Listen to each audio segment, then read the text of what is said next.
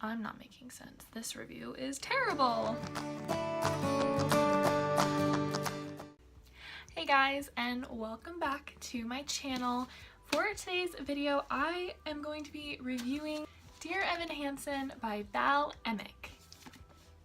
So my first impression of a book is always the cover. Now this cover is absolutely stunning, and I'm going to tell you a little secret. I knew absolutely nothing about this book. My best friend and I did a Christmas box gift exchange, and we got each other books along with other goodies. And the book he got me was Dear Evan Hansen. And I was like, oh, this sounds kind of familiar. Like, I think I've heard about the title. Like, I knew it was a play. I had no clue what it was about. And I was excited and eager to just dive right into this. So this story is about a boy named Evan Hansen who suffers from extreme social anxiety. Can relate.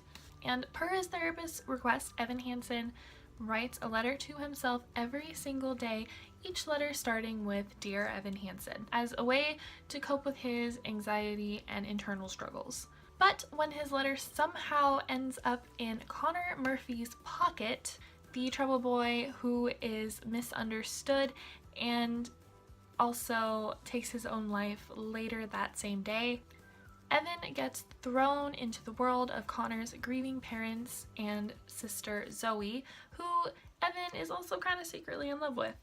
All based on a single lie, that Evan Hansen and Connor Murphy were best friends.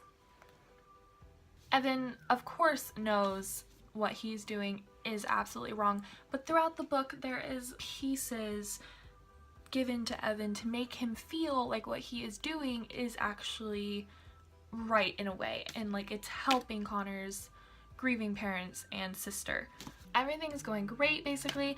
He's living this lie, he's making friends, he's actually getting popular in school and on the internet, until everything is in danger of unraveling by this one crazy lie.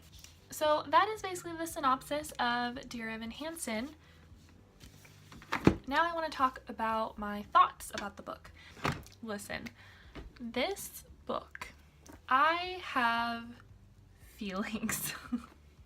I'm not gonna lie, this book really bothered me in the fact that the whole time I was just like, Evan, what are you doing? What you were doing is sick and twisted and wrong, and you need to tell Connor's family the truth. Like, I was just reeling in my mind pretty much the whole time. So going into this book, I really loved it, as I said before, but I was getting very disgusted by Evan's actions and the way he handled things. But at the same time, I understand, because he was put in a position where he had like so much anxiety and he felt like he was trapped and he didn't know what to do, and the only way out was to lie, basically. So I do understand where he's coming from with that as far as the social anxiety goes, because like I said, I can majorly relate to that, which is one of the reasons I really love this book, because I could just relate to Evan's character so much. There was actually things that he would do in this book that I was just like, oh my god, I do this all the time. And I was like, yeah, girl, you got social anxiety, like, represent. I thought the writing was very well detailed, and one of the really interesting things about this book is it was actually written by the creators of the hit show Dear Evan Hansen. Now, I knew absolutely nothing about this show. Like I said earlier, I only heard a little bit about it, but my best friend was telling me that it's actually a musical. Now, I love musicals, so I was immediately excited. He's like, girl, you gotta listen to the soundtrack as you read. But I couldn't, for the life of me, find anywhere on the internet or anyone in the book community would tell me how to listen to the soundtrack to go with the book. So I eventually, through reading this book, just mapped it out myself. And I will insert my screenshot of how to listen to the soundtrack to go along with reading the book. You guys can screenshot it, share it, please do whatever, because I worked pretty hard on it.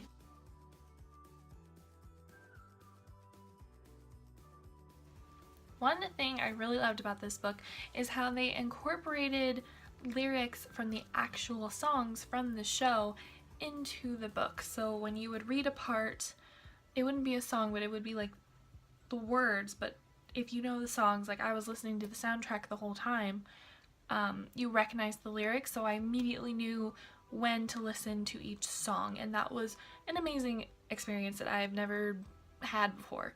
And now let me tell you, listening to the songs after this scene about was like a totally different, like, out-of-body experience. It was so cool, and I've never done anything like that before.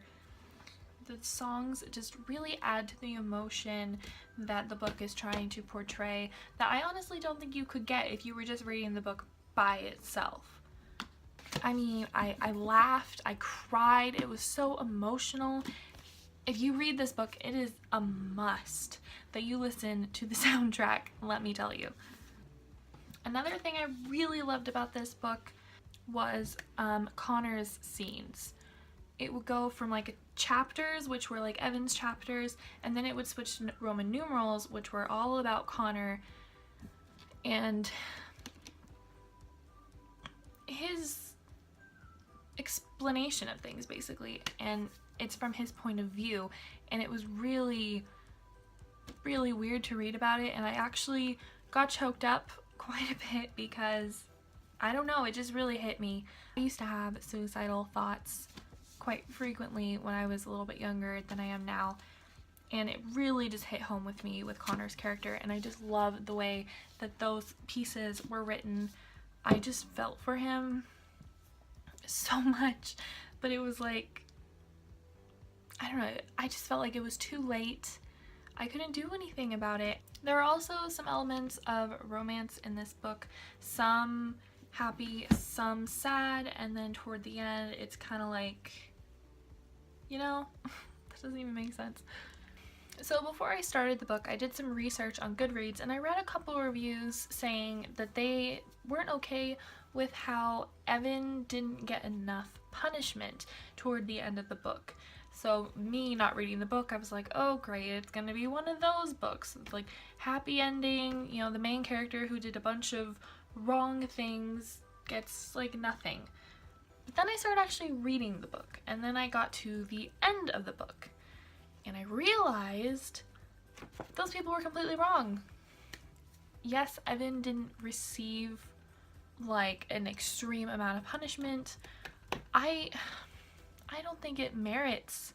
Honestly, he knows what he did was wrong, and he's gonna have to live with that for the rest of his life. And now, without spoiling anything, there is a reminder there now that he also has to live with. Honestly, I think that's punishment enough, and if you want to punish a kid any worse than that for just a stupid mistake. So I definitely gave this book 5 stars for sure, and everybody just read it, listen to the soundtrack. It is so worth it, I promise you. So that is it for this video. Thank you so much for watching. Be sure to subscribe and click the little bell button below. Leave a comment. I will definitely reply. I love replying to you guys. I just really love this community and how we're all like together in this. It's just so cool. So thank you so much, and I will catch you in the next video. All right, bye-bye. Moment of anxiety.